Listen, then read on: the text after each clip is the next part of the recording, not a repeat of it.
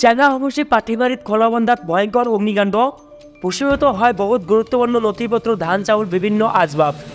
বৰপেটাৰ চেঙাৰ পাঠিমাৰীত সংঘটিত হৈছে এক ভয়ংকৰ অগ্নিকাণ্ডৰ ঘটনা গাঁওখনৰ আব্দুল আজিজৰ ঘৰত সংঘটিত হৈছে এক অগ্নিকাণ্ডৰ ঘটনা অগ্নিকাণ্ডত এটা বাসগৃহ ভূষিত হোৱাৰ লগতে বাসগৃহৰ ভিতৰত থকা ধান আচবাব আৰু নগদ ধন ভূষিত হয় প্ৰায় 2 লক্ষাধিক টকাৰ সম্পত্তিৰ ক্ষতি সাধন হয় এই অগ্নিকাণ্ডটোত বৈদ্যুতিক শ্বৰ্ট চাৰ্কিটৰ ফলতে এই অগ্নিকাণ্ডৰ সূত্ৰপাত হোৱা বুলি ৰাইজে জানিবলৈ দিয়ে ৰাইজৰ প্ৰচেষ্টাত জুই নিৰ্বাপিত হোৱাৰ বাবে প্ৰথমে ৰক্ষা পৰে আন কেইবাটাও পৰিয়ালৰ ঘৰ দুৱাৰ দক্ষিণ বৰপেটাৰ পৰা বিল্লাল হুছেইনৰ ৰিপৰ্ট B24 নিউজ কেনেকৈ জুই লাগিল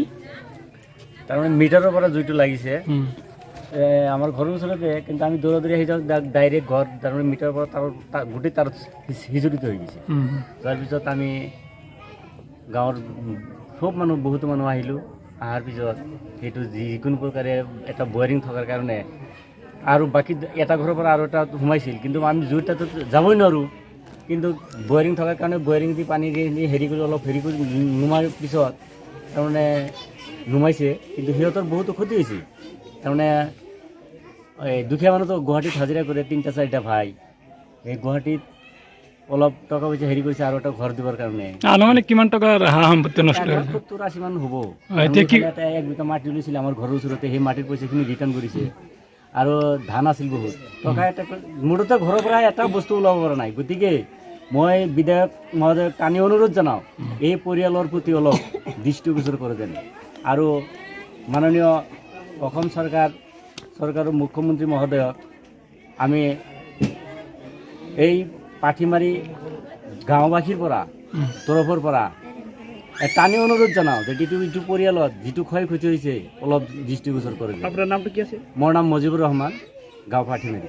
আপোনাৰ আজি গোটেই দিনটো বিদ্যুৎ আহি আছে গৈ আছে সেই বিদ্যুতৰ ক'ৰবাত শ্বৰ্ট হৈ এই ঘৰটোৰ জুইৰ সূত্ৰপাত হৈছিল সেই এনেকৈ আৰু জুইটো লাগিছিল আনুমানিক কিমান টকা সম্পত্তি নষ্ট হৈছে আপোনাৰ 1,70,000 টকামান কেছ আছিল সিহঁতে এটা ঘৰ দিব তাৰমানে বহুকেইজন ল'ৰা ছোৱালী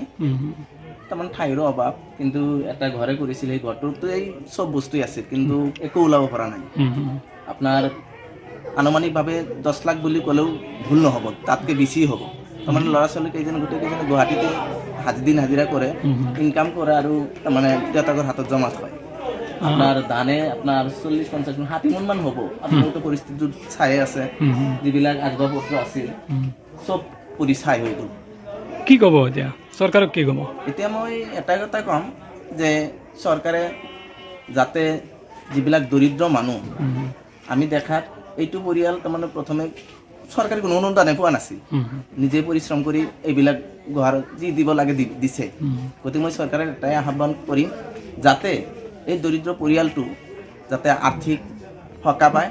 আৰু জীৱন ধাৰণৰ মানদণ্ডটো উন্নত কৰিব পাৰে